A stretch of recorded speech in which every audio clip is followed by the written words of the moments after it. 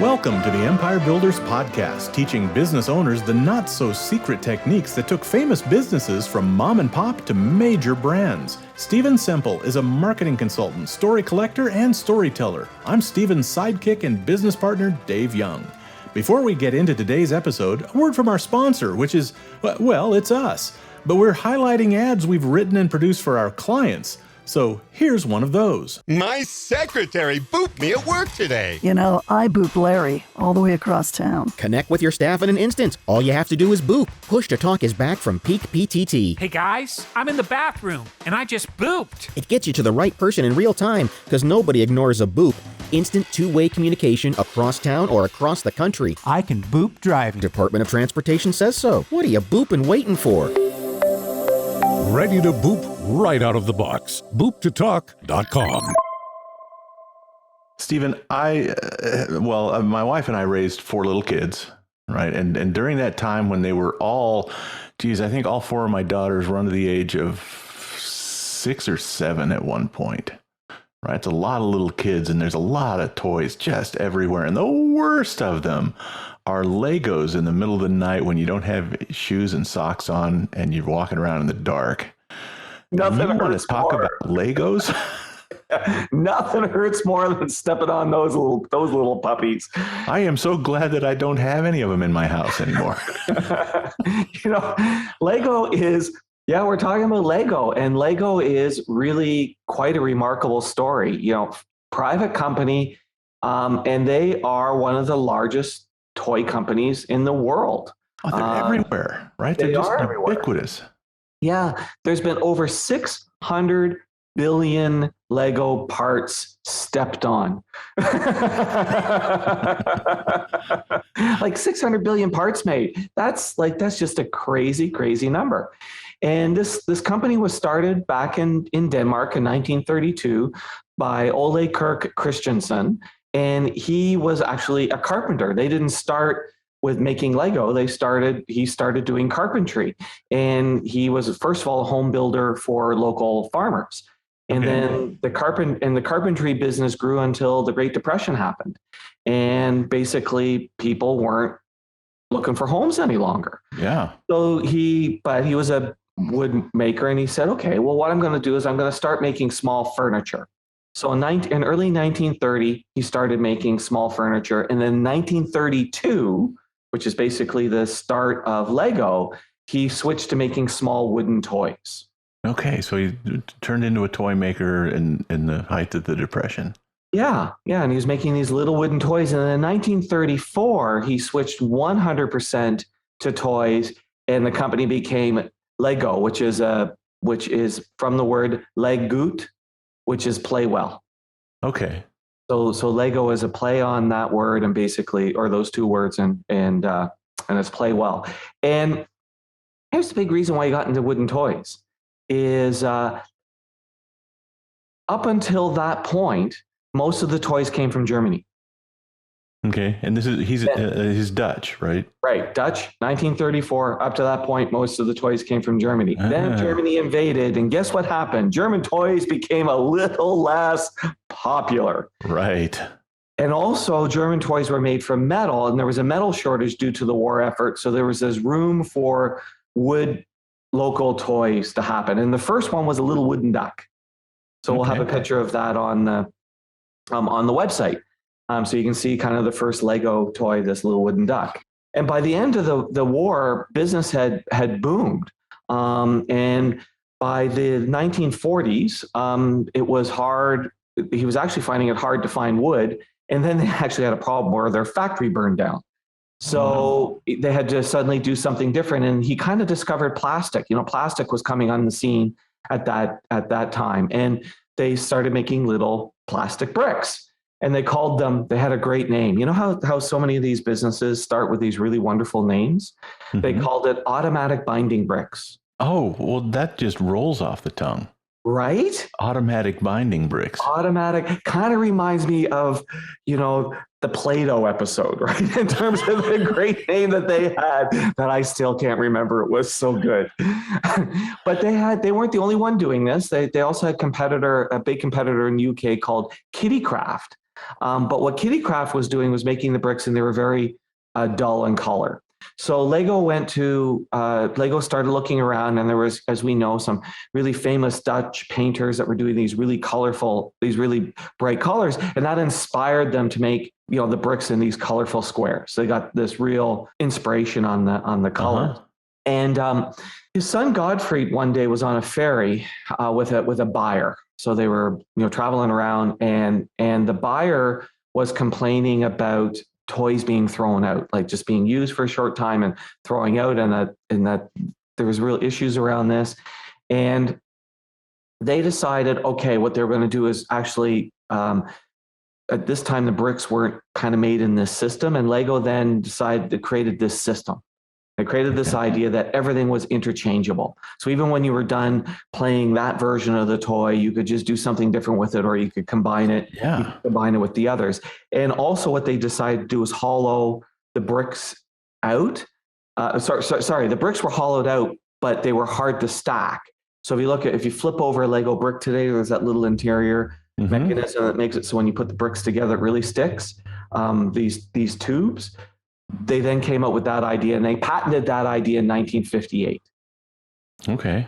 And so between that and the ability to stack it, suddenly you had limitless combinations. You build anything now. Yeah. Build anything. You could reuse the toy over and over again. You could combine them all together. And at this point, they stopped doing wooden toys. It was just the Lego bricks. Nobody throws away Legos. Correct. Right, you lose them in the sofa. The dog might eat one. Yeah, and you might throw one out the window because you're frustrated because you stepped on it. Yeah, and so they had this huge success with this, because by 1961, so you think they started doing the tubes in 58. By 1961, they're selling in 11 countries. And then they decided they wanted to open up the U.S. market, and so they wanted to manufacture in the U.S. So they went searching for a U.S. manufacturer. And this didn't work out so well for them, because they were all they weren't focused on toys. They were focused on the ability to make plastic. So they did a deal with Samsonite luggage. Oh, that's okay. That's a surprise. Yeah. So Samsonite had a deal in the 60s with Lego, and they really struggled in the U.S. At this point, they went from selling in 11 countries to 42. It was doing great everywhere except the United States. Wow. Yeah. Now, they were growing so popular that people from all over the world were coming and visiting the Lego factory. Except from the U.S. And this was really disruptive, right? Because people would come and they would, okay, I guess we'll give you a tour and whatnot. It was so popular, they decided to make a park. And in the first year, they had 625,000 visitors. Wow. This is the early 60s still. Yes. 625,000 visitors the first year of the Lego park. It grew to being the second biggest theme park in the world. It's amazing. Yeah. Yeah. And it was never, let's do this other stuff. It's like, we've got all these people coming. We got to do something. Let's build a park. And boom, becomes the second biggest park in the world. And the 70s were great. The 70s were a super time for Lego. Lego in the 70s grew to being 1% of all of Denmark's exports was Lego. Did they finally figure out to export them to the U.S. market? Well, the U.S. market, they basically changed around in the U.S. who they were doing their licensing with, and how they were positioning it in the U.S. market. Because a couple of things happened when they got into the 70s. So they're doing about $300 million going into the 70s. And by the late 70s, they started introducing the little minifigures. Okay. Right. The little people you could put in the Legos. Yeah. Little people you put in. And then by the end of the 70s, they're doing $4 billion in sales. So they have this big explosion in the 70s. And one of the most popular things that they ever did was remember the castle set that they had? And there was the space set. And those became super popular, because up to that point, what they've been doing was it was these cityscape things. There'd be a fire station and a hospital, but then they went different direction. They created this castle set and this space set with these little figurines. And that was unbelievably popular. See, my own personal experience with the Legos was I was done playing with them by the time they started putting the sets together. So Right. like I was excited about little windows that opened. That was Right. it. Yeah. Right. Yeah. But putting together these sets with these plans Yeah. were super popular, because it gave kids a starting point, right? Yeah. So profits went crazy in the 80s. Then they had a problem. And their problem was their patent expired in the 80s. And so copycats arose that were cheaper and the market became saturated. And in 1998, so you want to think about this. They started in 32. So 1998, over 60 years later, they posted the first loss in the history of the company. Oh, wow. First loss, like it went Because they lost their patent. because of patents, because of the patent issue. And they entered the 90s knowing they needed to innovate. They needed to do some other things. And they saw that computer games were growing. So they came out with a version of Lego that had robotic capabilities. Right. Right. And they not only that, they created software for running this stuff. And initially, and people started making their own versions of that software. Mm-hmm. And Lego sued them initially. But then Lego had an aha moment. They went, wait a minute. If people are making software to make this stuff do more stuff, that's good. Because that means people are playing with it, right? Yeah. They backed off. They said, nope, you want to do changes to software? Go right ahead. And then 1999, they had one more really big change that happened. Star Wars came along and they did a licensing with Star Wars. Mm-hmm. And the irony of the Star Wars deal is it made them super successful and almost killed them. How so? Well, one of the things that they did not do is they thought about Star Wars from a toy standpoint, and what they did not do was look at toy manufacturers, the experience that toy manufacturers have when they do things attached to movies. Because here's what happens. It was so popular. Now, keep in mind, Star Wars was also a surprise hit. It was so popular that they couldn't keep stuff on the shelf. It just flew off the shelf, right? But here's what they didn't understand. When you do stuff around movies, if there's no movie, what happens to demand? It starts to fall off. Correct. But when you're looking at your numbers, you go, hey, we sold X billion of this. What does almost every business and every board do? What's their anticipation? More. We're going to make more. So they manufactured more, and guess what? Demand was down. So all of a sudden they were left with all sorts of inventory. It's a different business model. Yeah. But they liked it because they said, wow, we could do these things. So they tried to create heroes. They tried to make a TV show. They did electronic toys. They did all of these things that got away from their roots and was not good. In the early 2000s, Lego was almost broke from doing this. From a few years of Star Wars and trying to do the TV and trying to do this, they were nearly broke. Then they launched a line called Bionicles. And Bionicles is full of stories with books and games and things along that lines. And that started to revive sales. And then they got lucky again in 2001. They picked up Harry Potter. Gotcha. Right. And so more little characters and right. But then the same cycle happens again, that in 2003, there was no movie from Star Wars or Harry Potter.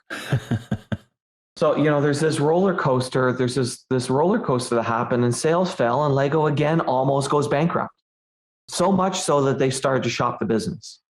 Wow. And for the first time, they went outside of they got a CEO who was outside of the family. So they finally went and they found a CEO from outside the family. The company was hemorrhaging cash, close to failing. They sold the Legoland theme park to bring in cash. And then moved back to the core business. And they simplified the products back to the bricks. They returned back to the city plan idea, their roots, right? Where, you get all these things, you build the city plan, and they recognized that story behind these things is really important. So they need to look at ones that had stories. And so then they did Ninjago. which is the little martial arts ones. Okay. And in 2011, and sales was up over 100%. Nice. But one of the things they did notice was, and they still struggle with a little bit, is it's not as popular with girls. So they've been doing all sorts of things. They're trying to create all sorts of things to bring more girls into using Lego. But in 2014 was a real breakout point for them. Another breakout point for them. This is when they became the largest toy company in the world with the Lego movie. Yeah. The Lego movie just blew everything up. I was thinking, right? If there's no Harry Potter movie and no Star Wars movie coming out, make your own movie. Right. But on top of that, you can now control the cycle. You can look at it and say, okay, when's there a Star Wars movie? This is then when we're going to do our own Lego movies. So Lego has had these ups and downs in things that have made them hugely successful, and also things that almost killed them. And the interesting thing here is, and to me, this is kind of the lesson that I got from this whole thing from Lego, is the business almost failed when they changed the business model. Mm-hmm. If they had stood back and studied Hasbro or any of the other toy companies that had success doing things with movie deals, they would have understood. Stay tuned. We're going to wrap up this story and tell you how to apply this lesson to your business right after this. How's business? Yeah, good. Why isn't it great? We were growing 20-30% every year for 5 years. Then we went flat in the last 3. Growth used to be easy. Now, nothing we do seems to have the same effect anymore. If you're not growing, you're dying, and I can't stand to think we've hit the top and are coming back down. So you build a hell of a castle and you're worried. Maybe it's time to build an empire. Huh? What you got here won't get you to where you want to go. You need a fresh perspective. There's these guys that are looking for business owners just like you. Smart, customer-focused, but with flat sales. What do they do? Build empires, but they don't work with just anyone. You have to be customer-focused. So what exactly do they do? Well, some say they're marketers, but I call them crusaders. Check out their website at empirebuilderprogram.com. Like what you see, set up a meeting. Crusaders, empires, castles. I think someone's been getting so old they're medieval. empirebuilderprogram.com. Check it out before you become a dinosaur. You mean dragon? No, I mean dinosaur. They were good too, for a while. Sure you want to be just good? empirebuilderprogram.com. Let's pick up our story where we left off, and trust me, you haven't missed a thing. If they had stood back and studied Hasbro or any of the other toy companies that had success doing things with movie deals, they would have understood what they were getting into. But they said, oh, this is Lego, this is different. And it's like, no, this is Lego being sold attached to a movie. This is the same thing. You have to ramp up production in anticipation of the movie. And then the next year, sales go down. And then when the sequel comes up, sales go up. And that is the reality of selling toys to movies. Yeah. And then you're dependent on the movie being a hit. Yes, you are. But look, lots of toy companies have made massive money with this, just recognizing that's the cycle and buying into that's the cycle. Yeah. The other thing that Lego did is when they were dicking around with moving a little bit away from the bricks, they had problems. When they came back to doing things like Ninjago and Bionicles, the issue was it was still bricks that was just figurines were added into it. But it was still part of the system. You enable storytelling when you start putting little figurines in. Yes, absolutely. Absolutely. But, while that switch to the movie almost killed them, we also have to admire Lego because they start off as a home builder. Mm-hmm. And they went, okay, this home building thing is not good right now. Let's do wooden toys. Let's do plastic toys. Let's do Legoland, let's let's create our own stories. Let's sell sell Lego attached to stories, and let's create our own stories. So you got to also admire that. You look at these little bricks and you think, well, there's nothing really all that innovative, or nothing has really changed with Lego, when in fact, they've been pretty innovative and done a lot of adjustments through the years that has made them the largest toy manufacturer in the world. And it seems like they've had a corporate DNA from the founder of, hey, when times get tough, we make our own opportunities, right? We look at how do we pivot? What else are we going to do? Because going out of business is not an option. Yes, and it's still family owned. Business is still family owned, and and they're also very defensive of the they call it the system at Lego, the system. There's actually a really great Netflix, the toys that made us. Oh yeah, by Netflix. There's a great one on Lego, and it's really quite funny how they talk about the system. But that's part of their DNA, and they've remained. When they've deviated too far away from that, they've had problems. And to me, the thing I want to stress to businesses out there, just because your product is the same, if you change a marketing channel, you can change both the opportunity, but also the characteristics of that channel. And you need to understand the characteristics of that channel. When you're selling toys one way and then you sell it through a movie franchise, there's a different cycle that those sales go through that you need to understand, or it can kill your business. It almost destroyed Lego, while at the same time made Lego the most successful toy company in the world. I picture this Hal Holbrook, Dustin Hoffman moment in the 40s. Remember from The Graduate? He takes the young college grad aside and he says, "I got one word for you: plastics." It's like somebody took the Lego founder aside and said, one word: plastics. Thanks for listening to the podcast. Please share us, subscribe on your favorite podcast app, and leave us a big fat juicy 5-star rating and review at Apple Podcasts. And if you'd like to schedule your own 90-minute empire building session, you can do it at empirebuildingprogram.com.